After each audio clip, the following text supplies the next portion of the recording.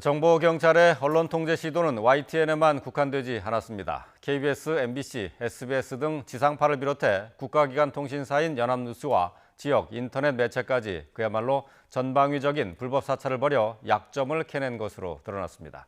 계속해서 박기환 기자입니다. 장님, 나 이거 한 번만 도와주시죠.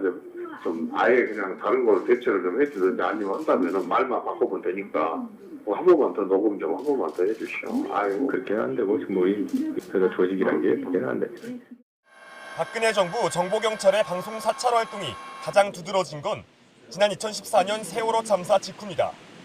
이정현 당시 홍보수석의 KBS 보도 개입 파장이 커지자 언론사를 담당하는 정보경찰이 바빠졌습니다. 공영방송인 KBS와 MBC의 사찰 문건에선 우파 성향 사장을 임명해야 한다고 청와대에 보고했습니다.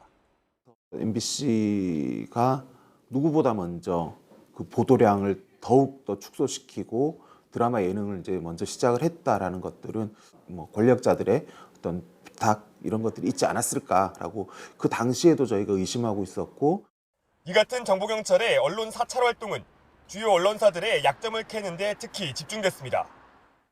민영 방송사인 SBS에 대해서도 마찬가지입니다.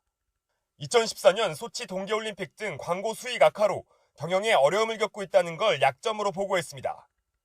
국가기관 통신사인 연합뉴스에 대해선 정부에 부담되는 오보 사례를 구체적으로 거론하며 정부 해명을 제대로 반영하지 않는다고 적었습니다.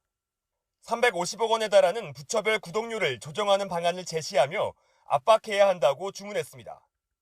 진보 성향 인터넷 매체와 지역 언론도 예외는 아니었습니다. 오마이뉴스 등 인터넷 매체에 대해선 기자 개인의 약점 등을 부각해 제압하는 전략을 짠 것으로 알려졌습니다.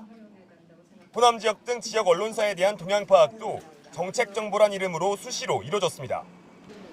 당시 정보경찰들은 언론사 사찰 문건 작성이 선거 정보와 마찬가지로 관행이었다며 문제가 없다는 입장입니다. 언론사 내 역학하게 어떻게 된다, 다음 사장에 누가 이러시 된다, 이런 걸 보고해가지고 못하면 그건 무슨 정보입니까 그게. 그게 잘못했다고 법원에서 판단하면 저는 벌을 각오로 돼 있어요. 안 그러면 정보경찰 폐지해야 됩니다 지금. 박근혜 정부가 전국의 정보경찰 조직을 동원해 전방위 언론 사찰에 나선 이유도 결국 선거에 영향을 미치기 위해서입니다. 검찰은 언론사 약점을 수집한 행위도 정보경찰의 권한을 남용한 불법 사례로 보고 사찰을 지시하고 보고받은 최종 책임자를 확인하고 있습니다. YTN 박기환입니다.